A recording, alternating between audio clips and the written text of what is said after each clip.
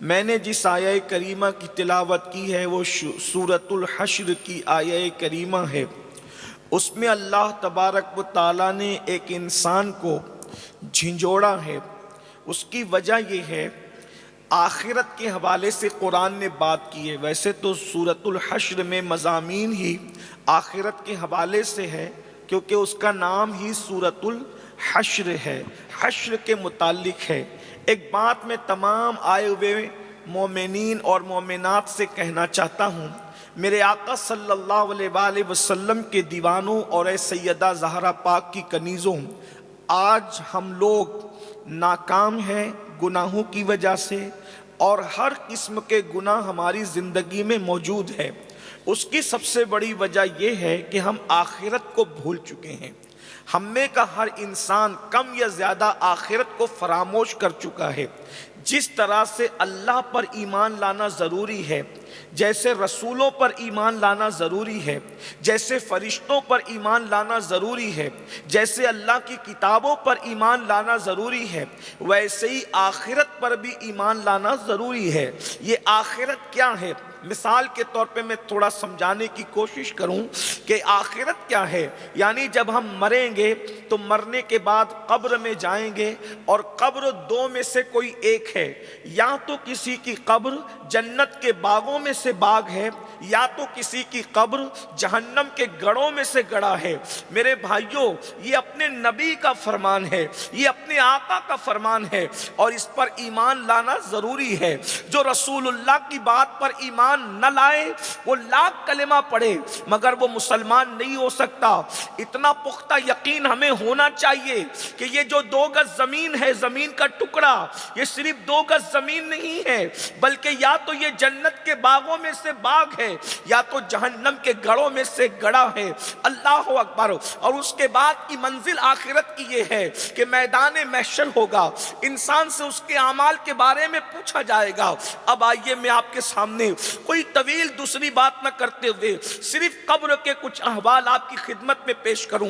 مرنے کو بھول چکا ہے انسان، مرنے کو فراموش کر چکا ہے انسان، حالانکہ انسان روزانہ درجنوں لوگوں کو مرتے ہوئے سنتا ہے، کئی لوگوں کو اپنے ہاتھ سے دفن کر چکا ہے، اپنے بیٹوں کو، بھائیوں کو، دادا کو، باپ کو، کتنی میتیں اپنے ہاتھ سے انسان دفن کرتا ہے، لیکن اس کے باوجود بھی اللہ اکبر دنیا سے دل لگائے ہوئے ہے۔ سرکار غریب نواز کا مہینہ چل رہا ہے، عرس کے ایام چل رہے ہیں۔ اللہ اکبر۔ سرکار غریب نواز رضی اللہ تبارک و تعالیٰ عنہ ارشاد فرماتے ہیں، موت کی کیفیت جو ہے، موت کی حقیقت جو ہے، اگر تمہیں بتا دی جائے، لوگوں سے فرما رہے ہیں، اپنے دور کے لوگوں سے فرما رہے ہیں، فرمایا موت کی حقیقت اگر تمہیں پتا چل جائے تو تم کھڑے کھڑے ایسے پگھل جاؤ جیسے پانی کے اندر نمک پگھل جایا کرتا ہے۔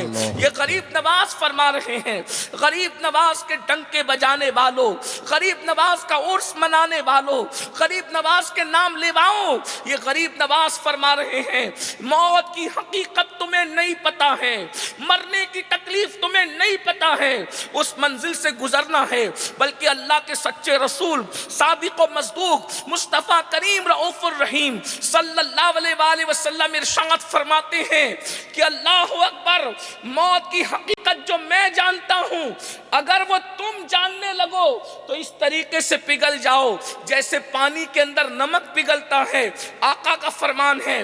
پھر یہ فرمایا، اگر موت کی حقیقت جانوروں کو پتہ چل جاتی تو جانوروں کا گوشت تمہیں کھانا نصیب نہ ہوتا، اس لیے کہ کوئی جانور پر گوشت ہی نہ ہوتا، جانوروں پر گوشت نہ آتا۔ اللہ اکبر۔ اس گھاٹی سے ہمیں گزرنا ہے، اس راستے سے ہمیں گزرنا ہے۔ قرآن کہتا ہے وَلْتَنْظُرْ نَفْسٌ مَّا قَدَّمَتْ لِغَدٍ۔ اس آخرت کے لیے تم نے کیا بھیجا ہے، اس آخرت کے لیے تم نے کیا تیاری کی ہے۔ اللہ ارشاد فرماتا ہے وَاتَّقُوا اللَّهَ، اللہ سے ڈرو۔ آیہ کریمہ کا آغاز بھی اللہ سے ڈرنے پر ہے، اس کا اینڈ بھی اللہ سے ڈرنے پر ہے۔ وَاتَّقُوا واتقوا اللہ ان اللہ خبیر بما تعملون، اللہ سے ڈرو، وہ تمہارے اعمال کی خبر رکھتا ہے۔ اب بتائیے قبر کے احوال کیا ہیں، قبر کے حالات کیا ہیں؟ اللہ اکبر۔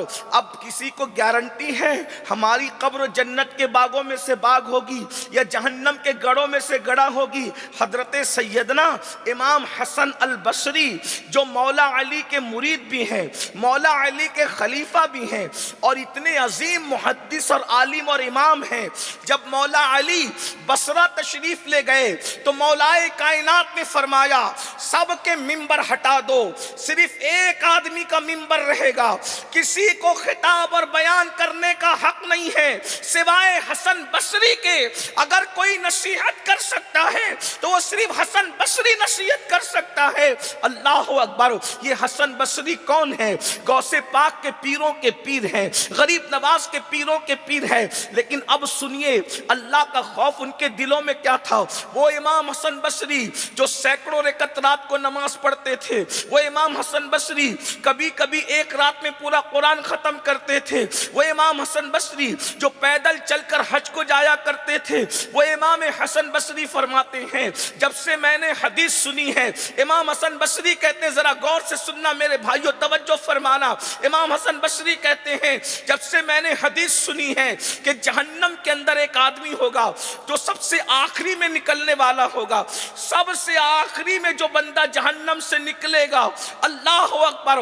حضرت امام حسن بصری کہتے جب سے میں نے سنا کہ ایک بندہ ہے جو سب سے آخری میں جہنم سے نکلے گا تو کہتے کاش کہ وہ بندہ میں ہی ہوتا، کاش کہ وہ بندہ، توجہ کیجئے گا بہت دھیان سے، اور میری گزارش ہے کہ اگر آپ موبائل اپنے ہاتھوں میں رکھ لیں تو بڑا آپ کا احسان ہوگا، کیونکہ بیان ریکارڈ ہو رہا ہے، بیان آپ کا ریکارڈ ہو رہا ہے۔ آپ کو اگر بیان چاہیے تو مل جائے گا، آپ کو نئے سرے سے کوئی ریکارڈنگ کرنے کی ضرورت نہیں ہے۔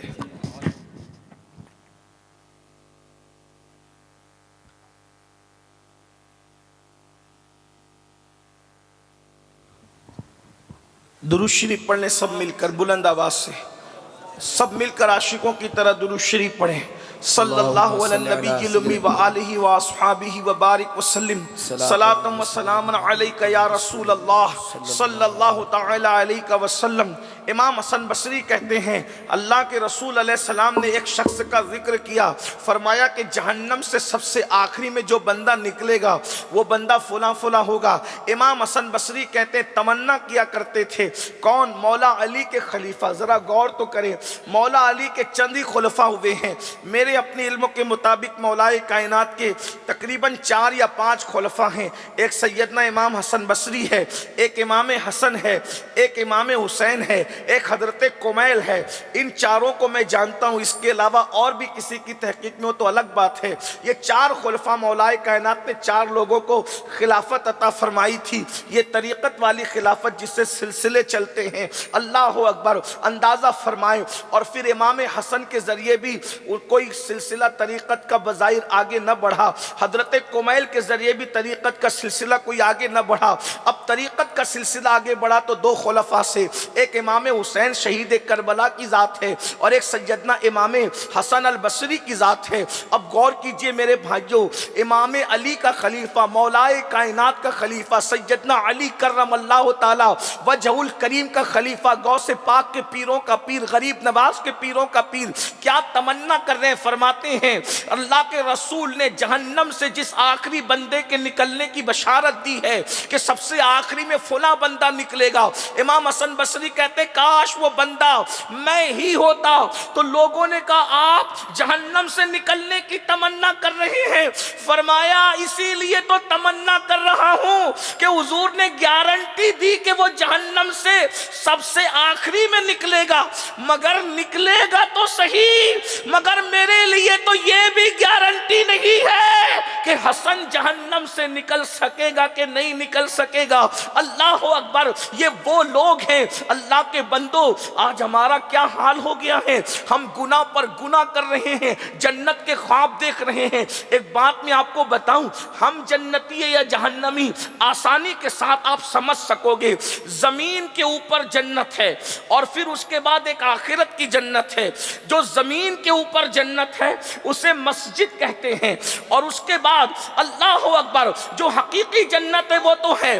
اب میں آپ سے پوچھنا چاہتا ہوں، جنت میں جانے کا خواب دیکھنے والوں، جب زمین کے اوپر کی جنت تک پہنچنے کی تمہیں توفیق نہیں ہے تو پھر وہ حقیقی جنت تک تمہیں کون پہنچا سکتا ہے؟ اللہ اکبر، مجھے بتاؤ، ارے یہ دنیا کی جنت میں جانا ہمارے اختیار میں بظاہر دے دیا گیا ہے وقت تو اب بتاؤ، جو اپنے محلے کی جنت تک نہ جا سکے وہ عرش اعظم کی جنت میں کیا جا سکیں گے؟ ہمارے پاس ہے ٹائم، ہمارے پاس ہے وقت، اور پھر لوگوں کو کہو تو برا لگتا ہے۔ میں یہ بات بڑی سچائی کے ساتھ سب کو کہنا چاہتا ہوں، ہمیشہ یاد رکھنا، اس کا دامن پکڑ لیا تو جنت ملے گی، اور اس کا دامن پکڑ لیا تو جنت ملے گی۔ یہ صرف خواب و خیال ہے، جب تک کہ دامن شریعت نہیں پکڑو گے اس وقت تک کہ کسی کو جنت نصیب نہیں ہونے والی ہے، یاد رکھنا۔ بلکہ سب سے پہلے شریعت کا دامن ہاتھ میں آئے گا تو ہی سبوں کا دامن ہاتھ میں آئے گا، اور شریعت کا دامن ہاتھ میں نہیں ہے تو کسی کا دامن آپ کے ہاتھ میں نہیں ہے۔ مرنا ہے، مرنے کو بھول چکا ہے انسان، اسی لیے وہ گناہ کر رہا ہے۔ آئیے میں آپ کے سامنے طویل گفتگو کی بجائے مجھے ایک واقعہ یاد آ رہا ہے، اسی پر میں اپنی گفتگو تبصرے کے ساتھ پوری کر دوں گا۔ ایک روایت میں آتا ہے کہ ایک بندہ تھا، وہ کفن چوری کیا کرتا تھا، وہ کفن چور تھا، اور اچانک اس کی زندگی بدل گئی، کفن چور کی زندگی بدل گئی۔ میں یہ بھی نہیں کہتا کہ جنت بہت مشکل ہے، یہ بھی نہیں کہتا، یقیناً میرا اللہ جس سے راضی ہو جائے، اگر کتے کو پانی پلانے سے بھی وہ راضی ہو جائے تو بھی جنت عطا کر دے، اور جنت نہ دینا چاہے تو ہزاروں سال تک عبادت کرنے والے کو مردود قرار دے، یہ اس کی اپنی مرضی پر ہے، ہماری کوئی گارنٹی نہیں ہے بھائیو، جنت کی کوئی گارنٹی نہیں ہے۔ اور مجموع الزوائد میں اللہ کے رسول کی حدیث موجود ہے، جو اپنے آپ کو یقینی طور پر جنتی مانے، آقا فرماتے ہیں میں محمد اعلان کرتا ہوں کہ وہ جہنم میں جائے گا۔ یاد رکھنا، اپنے آپ کو حتمی اور یقینی طور پہ کبھی جنتی مت سمجھو، امید بھی کرو، خوف بھی کرو، خوف اور امید کے درمیان کی کیفیت کا نام ایمان ہے۔ اس لیے یہ بھی یاد رکھنا، اگر اللہ اکبر ہزاروں سال کا عابد جب جہنمی ہو سکتا ہے، معلم الملائکہ کہلانے والا اللہ اکبر جب جہنم کا کتا بن سکتا ہے تو میری اور آپ کی اوقات کیا ہے؟ ہمارا تو وضو بھی درست ہے کہ نہیں، ہمارا تو غسل بھی درست ہے کہ نہیں، ہمیں کلمے کے ترجمے بھی یاد ہے کہ نہیں، ہمیں صحیح قرآن پڑھنا بھی آتا ہے کہ نہیں؟ بتاؤ اپنا کیا حال ہوگا؟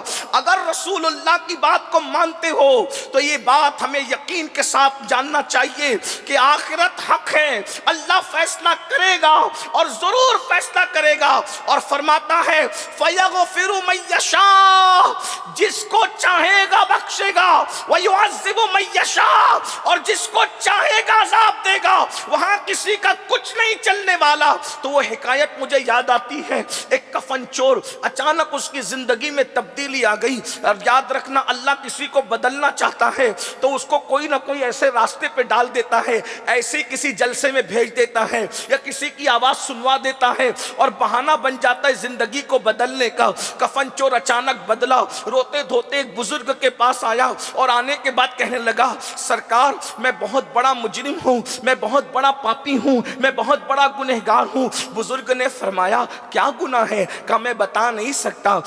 اس نے کہا میں بتا نہیں سکتا۔ بزرگ نے ہمت بندھائی اور کہنے لگے کیا تیرا گناہ زمینوں سے بڑا ہے؟ اس نے کہا ہاں۔ کیا تیرا گناہ آسمانوں سے بڑا ہے؟ اس نے کہا ہاں۔ کیا تیرا گناہ اللہ کی رحمت سے بڑا ہے؟ وہ رو پڑا اور رو کر کہتا ہے اللہ والے، اللہ کی رحمت سے تو میرا گناہ کبھی بڑا نہیں ہو سکتا، لیکن توبہ کرنا چاہتا ہوں۔ بزرگ نے کہا پھر توبہ کر، لیکن یہ تو بتا آخر تو توبہ کیوں کر رہا ہے؟ توبہ کرنے کی وجہ کیا ہے؟ وہ کفن چور کہتا ہے حضور میں نے آج ہی 5 قبریں کھولی تھی اور 5 قبروں میں اللہ نے مجھے اپنی نشانی دکھائی، بس اسی نے میری زندگی کو بدل دیا۔ اب ان 5 قبروں کا حال سنیے اور گفتگو مکمل ہوتی ہے۔ وہ جوان کہتا ہے حضور میں نے جب پہلی قبر کھودی، جب میں پہلی قبر میں کھود رہا تھا تو میں نے جب پہلی قبر کھودی تو پہلی قبر کھودنے پر میں نے کیا منظر دیکھا کہ اللہ اکبر، وہ جو اندر مردہ ہے،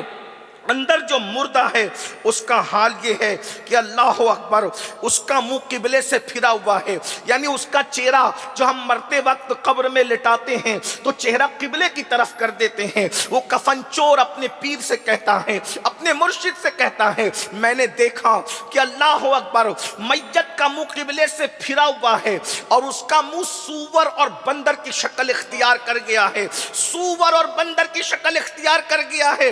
اللہ اکبر جب میں نے یہ منظر دیکھا اور قبر میں آگ بھڑک رہی ہے، یہ منظر دیکھ کر میں کفن چرانے کی بجائے بھاگنے لگا تو غیب سے آواز آئی او بھاگنے والے، کیا تو نہیں پوچھتا کہ یہ جو قبر کے اندر چہرہ قبلے سے پھرا ہے، سور اور بندر کی شکل قبر میں اس کی ہو گئی ہے اور چہرہ قبلے سے پھر گیا، قبر میں آگ بھڑک رہی ہے، اس کی کوئی وجہ تو ہوگی۔ اچانک آواز آئی سن لے یہ دنیا میں 2 گناہ کرتا تھا اس لیے قبلے سے چہرہ پھیر دیا گیا، منہ سور اور بندر کی طرح کر دیا گیا، قبر میں آگ بھڑکا دی گئی۔ اللہ اکبر آواز آتی ہے 2 گناہ یہ ہے، ایک تو یہ شراب پیتا تھا، دوسرا یہ زنا کرتا تھا، یہ اس کے 2 جرائم تھے۔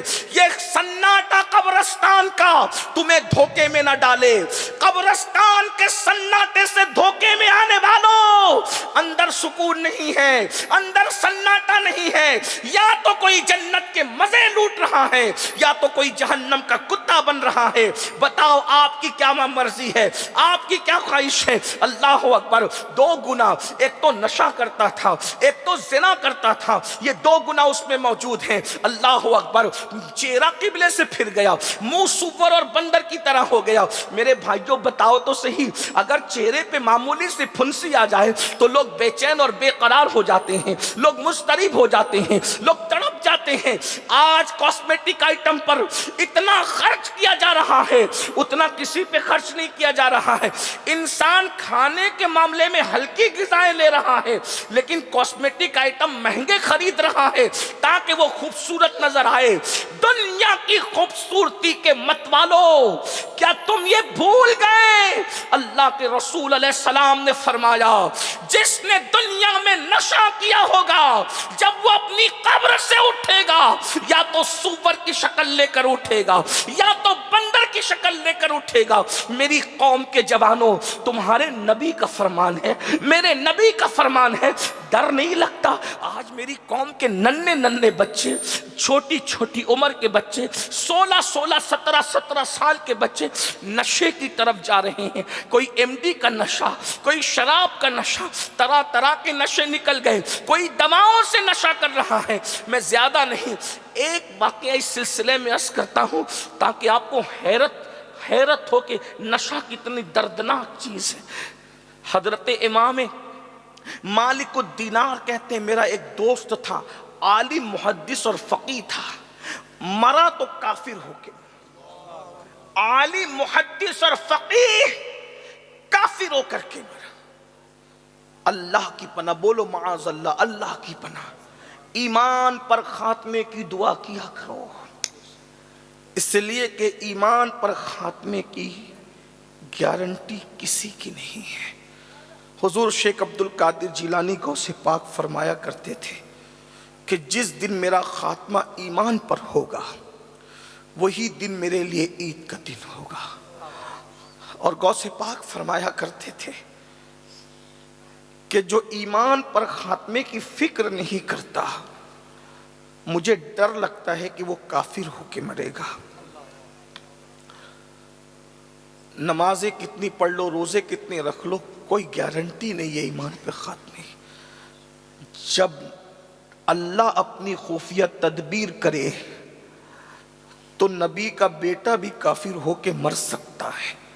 اگر اللہ خفیہ تدبیر کرے، نبی کا سگا بیٹا کافر ہو کے مر سکتا ہے۔ اگر اللہ خفیہ تدبیر کرے تو نبی کی بیوی کافر ہو کے مر سکتی ہے۔ اگر اللہ خفیہ تدبیر کرے تو نبی کا سگا چچا کافر ہو کے مر سکتا ہے۔ ہم کون ہیں؟ ہمیں تو کلمہ بھی نہیں یاد۔ ہم نے تو پوری زندگی کبھی فجر کی نماز میں مسجد کا منہ بھی نہیں دیکھا۔ آپ کہیں گے نبی کا بیٹا، وضاحت کر دوں تاکہ جنہیں نہیں پتا ہے، نوح علیہ السلام کا بیٹا کافر ہو کے مرا، لوط علیہ السلام کی ایک بیوی کافر ہو کے مری، ابراہیم علیہ السلام کا سگا چچا آزر کافر ہو کے کفر پہ مرا، کفر پہ۔ غور کیجئے اللہ کے بندو، غور کیجئے، یہ اللہ کی خفیہ تدبیر ہے، اور اس کی شان دیکھو۔ اگر وہ خفیہ تدبیر کرنے پر آئے تو آزر کی شکل میں نبی کے سگے چچا کو کفر پہ موت دیتا ہے، اور اگر وہ کرم کرنے پر آئے تو ابو جہل جیسے کافر کے بیٹے کو ایمان کی دولت عطا کر دیتا ہے۔ اس کی شان دے۔ اس لیے اللہ سے ہمیشہ ڈرتے رہو، اللہ کا خوف ہمیشہ اپنے دل میں بسا کر کے رکھو، اور ایمان پر خاتمے کی فکر کیا کرو۔